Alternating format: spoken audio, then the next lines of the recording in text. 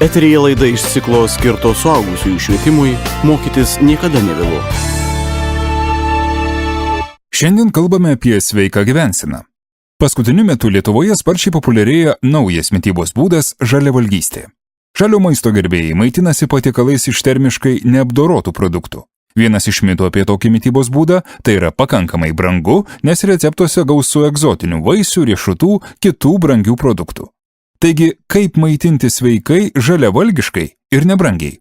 Klausime žalio maisto restorano RO 42 šeimininkės, žaliavalgystės Lietuvoje pradininkės Gražinos Gum. Lietuvoje nuo ankstyvo pavasario iki vėlyvo rudens tikrai pakankamai yra lietuviškų daržovių, žalėsių, žalumynų ir patys namie galima užsiauginti įvairias sėklas, grūdus prasidaiginti, kas yra papildomai sveika ir naudinga žmogui įdėti tai ir į salotas ar į sriubą. Taip pat reikia prisiminti, kas pas mus auga žiemai užaugintos tokios daržovės, ar ne?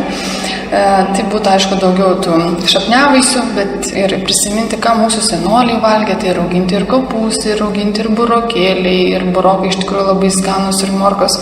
Jeigu šiek tiek jas pamarinuoti druskai citriną, jas suminkštėja, mes galime jas naudoti vos ne kiekvieną dieną ir į sriubą, ir į salotas. Griežčiai įvairūs, tikrai labai yra pilnas racionas tų žalio maisto. Čia yra įprotis, senas įprotis.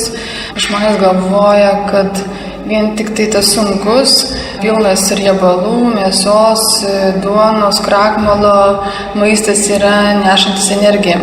Aš manau, kad reikėtų pabandyti keletą dienų per savaitę pasimaitinti pilnavertiškų žalių maistų. Tai nėra vien tik lapai. Tai yra gausu, aišku, naudojamės vis tiek ir riešutų. Bet tiesiog reikėtų pasidomėti ir padažais, kurios ir iš moliūgų sėklų mes malam, kurios yra pilnavertiškos ir saulėgrąžos, kurios tikrai, čia yra tikras maistas žmogaus organizmui, kuris neša tą tikrą naudą, maistinę vertę, o ne vien tik tai, kad žmogus užpildo tūrį, nes dažniausiai, kada žmogus pasisocina, kai užpildo tūrį ir pajaučia, pavalgiau, turiu. Bet organizmas dažniausiai alksta, nes jisai nejaučia pasisotinimo. Visos ląstelės badauja. Trūksta tikro maisto.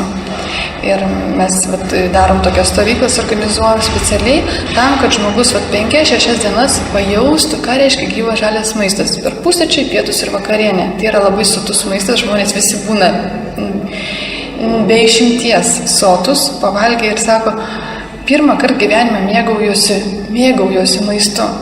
Ir trečią dieną jau esam tokie ir pastebėję dalyką, kad būtent trečią dieną žmogus pradeda jausti, sako, aš jaučiu, kad nuo to maisto jaučiuosi sotus, organizmas laimingas.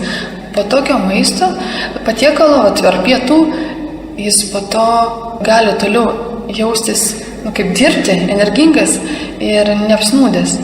Nes nuo to tradicinio maisto, kur tikrai labai sunkus, organizmas nepasisotina, o tik dar labiau pavargsta, turi daug energijos išnaudoti, kad suvirškintų tą sunkų maistą. Ir dažnai žmonės ką grėbėsi? Vėl kavos puodelio, vos net 2, ar ne? Arba jau reikėtų jau tokie prigulti. O jie vis dėlto norisi mėsytės ar pieno? Yra tam tikros žmonių kategorijos, kurie pasirenka, pavyzdžiui, žalias maistas ar ne, gyvas maistas ir jie į savo racioną įtraukia viskas, kas yra termiškai neapdorota. Pavyzdžiui, žalia žuvis, kaip ir lašiša, parduotuvėje yra sūdyta, bet ne žalia. Tūnas, dar kitas žuvis, bet jie pasisūdo ir valgo. Taip pat yra kategorija žmonių, kurie valgo žalią mėsą, ten pasimarinuoja, kažkokia geresnė susiranda. Taip pat ir pieno produktus. Jie geria žalią pieną. Jų organizmas virškina, jam gerai. Taip pat žalius kiaušinius įtraukia į savo racioną. Taip, bet aišku, valgant tokį žalią pieną, žalią žuvį, jeigu dar mėsa, laiks nuo laiko reikėtų biškutį tokį ir antiparazitinę programą pravesti, ten kaip ir tokie kardamonas, ar ne, imbieras, tokias arbatėlės, pelyno arbatą išgerti, kad išvalytų vis tiek gali būti visur kame tų parazitų, ar ne? Kur visi norintys gali rasti jūsų patarimų? Yra mūsų vedama svetainė žaliamityba.lt. Taip pat vedu Facebooką, viešoje erdvėje, tiesiog dalinuosi receptais, nemokamai. Tai vadinasi žali receptai. Radio laida parengta įgyvendinant ugdymo plėtotės centro projektą suaugusiųjų švietimo sistemos plėtra, suteikiant besimokantiems asmenims bendrasias kompetencijas, finansuojama Europos socialinio fondo lėšomis.